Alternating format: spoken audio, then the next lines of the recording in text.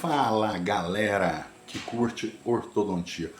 Quando eu digo curtir ortodontia, eu não estou falando de colar bracket, recolar bracket, graduar fio. Não estou falando bem disso. Eu estou falando da galera que gosta da filosofia ortodôntica, que é um ramo um pouco diferente da parte operacional da ortodontia. Eu estou falando daqueles que gostam de pensar sobre ortodontia. Se eu pudesse escolher fazer planejamento de ortodontia ao invés de fazer a parte operacional, que são os tratamentos, eu escolheria fazer isso. Mas infelizmente a profissão da gente, ela limita muito dos nossos desejos. E é lógico, muito daquilo que a gente pensa não é colocado em prática por outros colegas e aí a gente tem que pôr mão na massa. Então, para você que gosta da parte filosófica, esse é um caso para a gente poder pensar sobre essa parte filosófica. O caso de hoje é um caso de classe 3, esquelética e dentária. E que, à primeira vista, é óbvio, a gente olha esse caso, é impossível de se tratar com ortodontia. Ou melhor, ele é tratado com ortodontia junto com cirurgia ortognática. Para quem não é iniciado, a cirurgia ortognática é a cirurgia que a gente vai cortar os ossos, a maxila e mandíbula, reposicionar eles, e aí você precisa do acabamento dessa cirurgia com o ortodontista. Por isso, um caso ortodôntico cirúrgico. E é exatamente sobre isso que nós vamos discutir hoje. Será que este é um caso realmente cirúrgico? Será que nós não temos alternativas? Vamos lá. Então, olha lá. Um caso de mordida cruzada completa, ou seja, não é só a vista anterior, as laterais também a gente vê que não existe articulação dos dentes. Toda a boca superior está por dentro da boca inferior. E eu vou voltar no exemplo que eu sempre dou, tampa e panela. Esta tampa não encaixa nessa panela. Nesses casos, grosso modo, só se resolve com cirurgia. Agora uma vista oclusal da mandíbula, um arco bom, bem delimitado, e o arco superior por oclusão. Observa que esse arco superior, o formato dele é um pouco diferente do formato inferior. Este superior é mais triangular. Olhando a foto que compara as duas arcadas, a gente vê essa diferença. Eu sempre digo para vocês, meu método de análise e diagnóstico é um método cefalométrico. O que isso quer dizer? Existem correntes filosóficas dentro da ortodontia que adotam um método de avaliação facial. Ou seja, olhando para a face, eles vão fazer digressões a respeito do problema que existe ali e apontar soluções conforme essas digressões. O meu método não. Eu analiso posição de dente e de osso. Esta relação de dente e de osso é que, para mim, define qual é o problema e qual a solução desse problema. O pessoal que faz análise facial, eles vão agir pela periferia do problema, ou seja, esse lábio superior está um pouco para trás, então possivelmente a maxila está para trás. Seria algo assim. Eu não entendo isso como muito lógico, sendo que a gente tem como ver a parte esquelética e dentária do nosso paciente. Então, meu método é cefalométrico, é feito a partir desta radiografia, que depois é transformada em um traçado, e este traçado traz para a gente esse conjunto de dados. E a análise desse conjunto de dados vai me dizer qual o problema e como eu devo abordar o tratamento. E a resposta que eu tenho desses dados aqui é uma catástrofe. Se a gente levar em conta única e exclusivamente a análise cefalométrica, não tem jeito, esse paciente não escapa da cirurgia. E é por isso que a gente tem que ter um pouco de feeling para observar as condições reais da articulação dessa boca. Porque muito embora a análise cefalométrica aponte para esta imagem, a gente observa que quando estamos conversando com o paciente, a posição dele de sorrir é outra. Não é esta, é esta. Vamos comparar as duas? Olha só, como é diferente, né? Quando o nosso paciente vai no laboratório de radiologia fazer as tomadas fotográficas, ele fecha nesta posição, ou seja, completamente invertida a mordida. Mas quando ele está conversando com a gente, ele fecha, ele articula nesta posição. E isso muda tudo. Para poder entender o que acontece nesse caso, é necessário que a gente perceba o seguinte: existe uma posição funcional e existe uma posição, digamos, social. O que isso quer dizer? Quando o nosso paciente fecha com a mordida completamente invertido, muito embora esteja errado, a eficiência de mastigação do paciente é relativamente boa. O que isso quer dizer? A natureza avisa ele o seguinte: se você fechar assim, você não consegue mastigar. Olha só, ó, eu fecho aqui, mas lá atrás não está fechado. Isso acontece com ele também. Então, para que ele mastigue, ele tem que cruzar a mordida. Esta posição possivelmente é falsa. Esta posição é funcional. O nosso paciente coloca a boca nessa posição para poder mastigar. Porque o entendimento da natureza é que a mastigação deve ser funcional, ela deve trabalhar bem. Porém, existe um outro conceito de oclusão, que é essa oclusão estética. Ou seja, pode ser que nesta posição eu não mastigue bem, mas esteticamente é mais bonito o meu sorriso, é mais aceitável pelas outras pessoas e por isso eu também posso usar essa posição, desde que não com finalidades funcionais, ou seja, para mastigar. Isso, moçada, chama-se dissimulação. É a capacidade que as pessoas têm de, diante de um determinado problema que lhe cause prejuízo social ou interrelacional, ela mude a posição da sua mordida para que aquele rosto seja mais harmônico, seja mais aceitável. Dissimulação é o bicho-papão da ortodontia. Aliás, um dos. Porque a dissimulação leva a gente a muitos erros no diagnóstico e planejamento dos nossos casos. Ou seja, muitos casos ditos por aí que são insolúveis, eles têm uma solução. A questão é o ortodontista conseguir perceber qual é a verdadeira situação do paciente, se há ou não essa dissimulação. Então vamos lá, recapitulando, nós temos duas posições, uma funcional e uma social. Qual delas está certa? Nenhuma delas. As duas também estão erradas? Esta é a grande questão a se trabalhar. Olha só, vamos pensar comigo. Este osso, a mandíbula, é um osso que tem uma capacidade de se movimentar espetacular.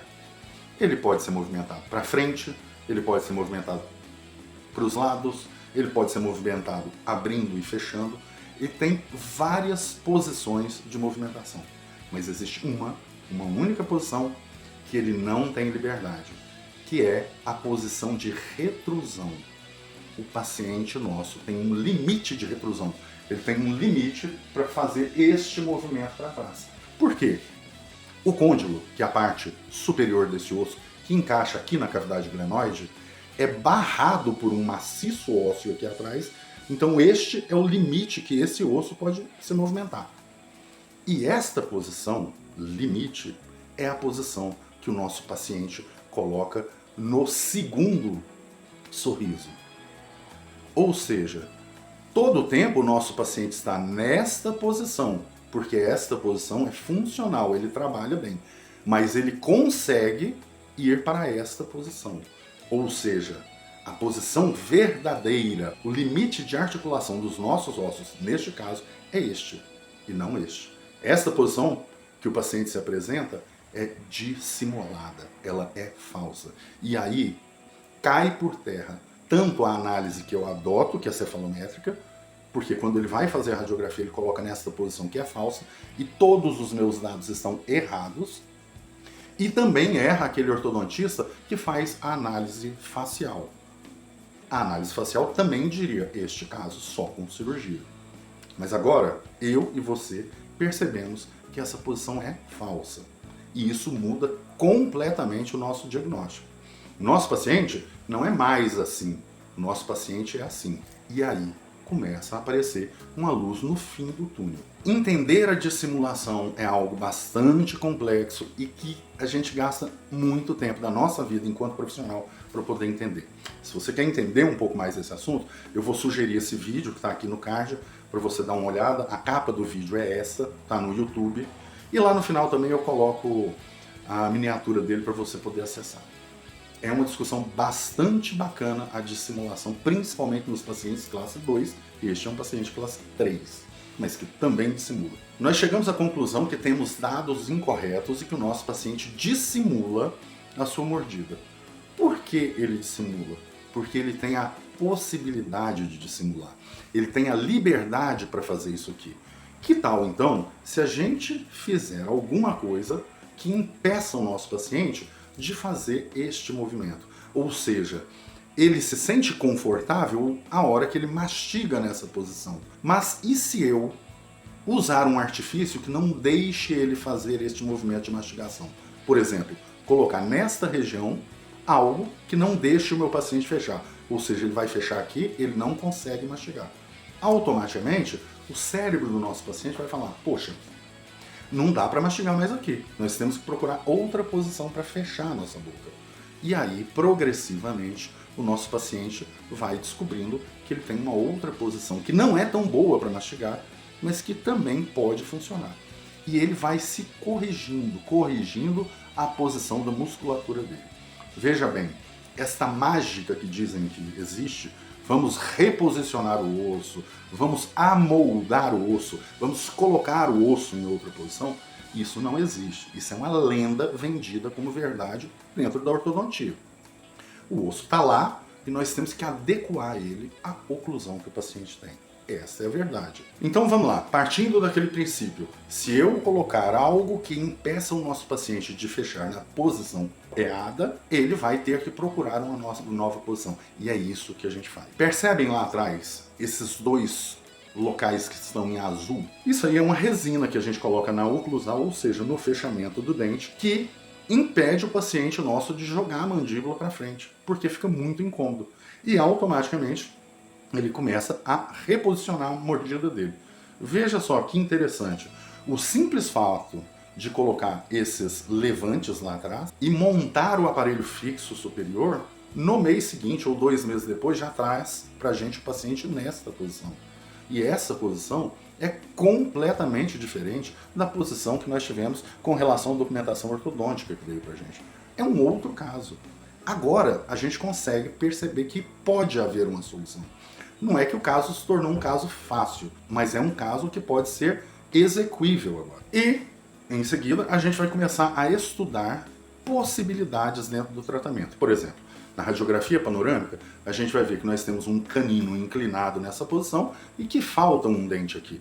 Olha que bacana, na medida que eu pego esse canino e reposiciono ele e abro espaço para colocar um implante aqui no futuro, eu necessariamente terei que fazer na parte superior este movimento, que é extremamente favorável ao tratamento do nosso paciente. Olha que bacana, é um problema a ser resolvido que vai repercutir em outro problema. Ah, então você vai pegar esse canino e levar para trás? Não, este canino está bem posicionado, porque a posição que a gente leva em consideração é a ponta da raiz. Este é o local desse canino, ele está inclinado para cá. O movimento que nós vamos fazer nele é este movimento. À medida que a gente faz isso, a gente abre espaço aqui para um implante posteriormente. Para fazer isso, a gente vai usar um mini implante com mola, com ligadura elástica, com chip back. Aí você pode usar o sistema que você quiser para propiciar esse movimento, que é de desinclinar o canino e abrir um espaço, consequentemente aumentando o volume do arco superior. Lembra aquele arco que eu tinha dito para vocês que era meio atrésico, meio que triangular. Já no processo, então, de reposicionamento do canino e abertura de espaços superiores, a gente chega nesta situação. Olha, já estamos com o aparelho fixo inferior montado. Muito cuidado ao montar o aparelho inferior, não fazer este movimento. Então nós temos que fazer um nivelamento e alinhamento inferior sem que aconteça este movimento aqui. A gente quer manter a posição dos dentes inferiores, embora nivelado e alinhado, mais ou menos por aqui. Nosso movimento básico é este aqui, é superior. Até que a gente chega nessa situação. Olha que bacana. Agora O nosso paciente não fecha mais só os dentes da frente. Ele começou a perceber que do lado esquerdo ele consegue mastigar. Esta posição nova dele está passando a ser funcional. Lembra? Antes a posição funcional dele era essa. Agora ele está nessa posição, mas ele já descobriu que tem uma lateral dele que ele consegue mastigar. Então esta passa a ser a posição funcional do nosso paciente. E a gente segue nesse processo até que a gente obtenha dois planos oclusais, ou seja, maxila e mandíbula, elas têm que trabalhar em paralelo. O que nós vemos aqui é esta situação, ou seja, este lado já tem um contato, do lado de cá não tem. E é esta a fase seguinte do nosso tratamento, que é justamente fazer esse processo de aproximação dos dentes superiores e inferiores, ou seja, o fechamento deles. Por isso a gente vai usar os elásticos de intercuspidação. Observa, elástico de intercuspidação é muito usado em tratamento de paciente classe 3. Este paciente é um classe 3 e não foi usado elástico de classe 3. Estamos usando elástico de intercuspidação. O que quer dizer que a relação dente-osso superior e inferior, na realidade, são boas, não são ruins. Tudo aquilo que a gente viu lá no começo era um erro interpretativo em razão da dissimulação. Então a gente começa a intercuspidação para fechar esses dentes. Em pouco tempo, a gente já chega nesta situação. Abrimos o espaço para o implante, ele está ali com um provisório, aquele dentinho em cima é um provisório, está acochambrado ali, mas o nosso paciente ainda vai fazer a parte estética do seu tratamento. Estamos cuidando da parte de oclusão e funcionalidade dessa boca. Mas já temos um resultado que é bacana, tá legal. Porque daqui para frente o tratamento já não pertence a nós ortodontistas. Agora é a hora de o implantodontista, o dentista que mexe com dentística, ou seja, com restaurações, com coroas, dar o acabamento do nosso tratamento. A nossa função enquanto ortodontista é corrigir a oclusão do nosso paciente. Chegamos num resultado legal já. Agora são as outras áreas da odontologia que vão finalizar. E por falar em finalizar, aqui tem um questionamento muito bacana para ser feito e que a gente sempre ouve, que é o famigerado quanto tempo vai demorar meu tratamento. Eu quero afirmar para você que essa resposta é absurda. Não existe tempo de tratamento. Principalmente porque o tempo de tratamento, os resultados do tratamento não dependem de nós ortodontistas. Isso depende, sim, de um bom diagnóstico e planejamento nosso. Mas se o paciente não vai nas sessões, não usa os aparelhos, não usa os elásticos, atrasa seu retorno, se acontece esse conjunto de problemas, o tratamento vai se estendendo. E isso não é do domínio do ortodontista. Então toda vez que você chega para o seu ortodontista e fala quanto tempo, você está fazendo uma pergunta absurda. Mas eu posso trazer para você aqui o testemunho de um bom paciente a respeito disso. Fala, João. E agora eu vou apresentar para vocês o artista, o meu amigo João. E o João vai responder uma coisa para nós que todo mundo pergunta. Ele tinha um tratamento complexo para fazer, ficou bacana. Mas o João é um cara muito especial, porque ele mergulha no tratamento. Ele fez de tudo para que o tratamento dele andasse. Então não perguntem para o ortodontista quanto tempo vai demorar o tratamento. Porque a demora ou não do tratamento depende do paciente, não da gente. O João mora ali. Onde você mora, João? Portugal, Lisboa. É um pouco longe daqui, não é? Muito, do outro lado do oceano. Quanto tempo demorou o seu tratamento? 2 anos. E nesses 2 anos, quantas vezes a gente se viu? No máximo 10 vezes. Então, quer dizer, o tempo foi muito reduzido. Na realidade, não foi 2 anos, porque a gente se vê de 2 em 2 ou de 3 em 3 meses, né? Sim. Então tá aqui, gente, ó. O que faz o tratamento andar é isso aqui, é o paciente, não sou eu não, tá? Agora tem um outro detalhe, é um paciente que se eu pedisse para ele, João, dá 10 voltas no quarteirão na quadra de joelhos, ele dava. Tudo que eu pedia para fazer, ele fazia. E é um cara que merecia, viu? Esse merecia. Obrigado, viu? Doutor. Muito obrigado mesmo, tudo bom. Obrigado. Valeu, meu irmão, muito obrigado. Eu que agradeço, doutor. Parabéns, viu? Então é isso, moçada. Tempo de tratamento é o paciente que dá, não somos nós que damos. Para a gente obter um resultado desse, que é um bom resultado, o João escapou de uma cirurgia. Isso custou um pouco, porque deslocar de Portugal para o Brasil para fazer as ativações do aparelho, é lógico, isso tem um custo, mas era um preço que ele estava disposto a pagar para poder obter o resultado que ele obteve. E eu acho, no frigir dos ovos, que valeu a pena, tanto para ele quanto para mim. Eu me realizo na hora que eu faço um tratamento desse, eu vejo que torna a vida de uma pessoa um pouco melhor. Bacana esse assunto, eu curto também, tá? Por isso que eu falei lá no começo, eu gosto da parte filosófica da ortodontia, não da operacional.